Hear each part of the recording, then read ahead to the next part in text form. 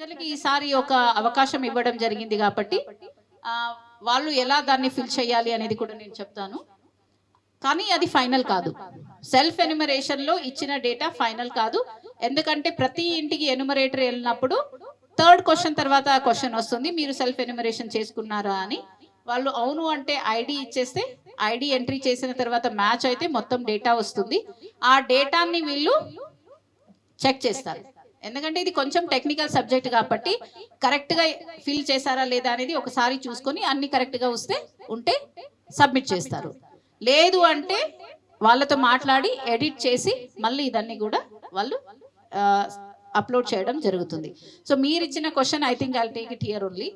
ఏదంటే మీరు అడిగింది సెల్ఫ్ ఎన్యుమరేషన్కి అలాగే హెచ్ఎల్ఓకి ఎలా లింక్ పెట్టారు అనేది.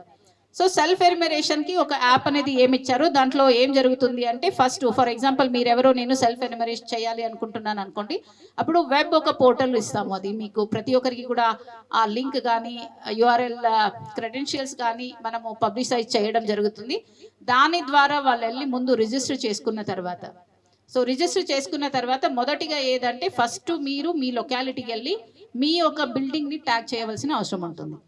ఆ బిల్డింగ్ ట్యాగ్ చేస్తేనే, ఎందుకంటే ప్రతి ఒక్క వార్డుని కానీ రెవెన్యూ విలేజ్ని కానీ మళ్ళీ మనం బ్లాక్ చేసి పర్టిక్యులర్ ఎన్యుమరేటర్కి అసైన్ చేస్తాం కాబట్టి సో ముందు మీ అడ్రస్ బేసిస్ మీద మీ ఇంటిని మీ బిల్డింగ్ని ట్యాగ్ చేయవలసిన అవసరం ఉంటుంది. మీరు ఆ పిన్ చేసిన తర్వాత ఈ చాలా సింపుల్గా ఉన్న ఈ క్వశ్చన్స్ అన్నీ కూడా వస్తాయి. ఇవన్నీ క్వశ్చన్స్ మీరు ఫిల్ చేసి మళ్ళీ ఒకసారి మీరు ఎడిట్ చేయాలి అనుకున్నా, లేదా ఏదంటే లేదు నేను డ్రాఫ్ట్ రూపంలో పెట్టుకుంటా అనే తర్వాత మళ్ళీ ఎప్పుడైనా ఇంకొకసారి చెక్ చేసుకుని నేను సబ్మిట్ చేస్తానన్న అన్నిటికీ కూడా ఉంది. లేదా అలాగే ప్రివ్యూ ఆప్షన్ ఉంటుంది. నేను అన్ని క్వశ్చన్స్ ఒకసారి ఒకే దగ్గర చూసుకుంటా కరెక్ట్గా నేను ఫిల్ చేశానా లేదా అనేది. ఇవన్నీ కూడా చూసుకొని మీరు సబ్మిట్ చేసిన తర్వాత ఒక ఐడి జనరేట్ అవుతుంది. సో 12 డిజిట్ ఐడి జనరేట్ అవుతుంది. ఆ ఐడిని ఏదంటే మీరు పెట్టుకోవాలి. పెట్టుకున్న ఐడి అంటే అందుకే మీకు చెప్పాను కదా, నేను 15 రోజులు హెచ్ఎల్ఓ ఆపరేషన్ స్టార్ట్ కాకముందే 15 రోజులు ఇస్తాము.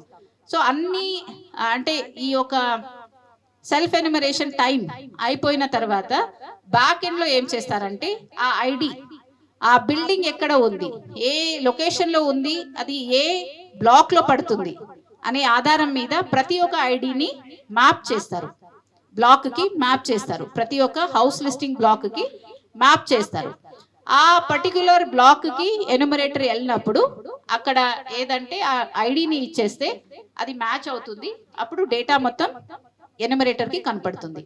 అప్పుడు ఆయన వెరిఫై చేసేసుకొని అన్ని కరెక్ట్ గా ఉంటే అలానే సబ్మిట్ చేస్తారు. లేదా ఏదైనా మార్పు చేయవలసిన అవసరం ఉంటే ఎడిట్ చేసి సబ్మిట్ చేస్తారు.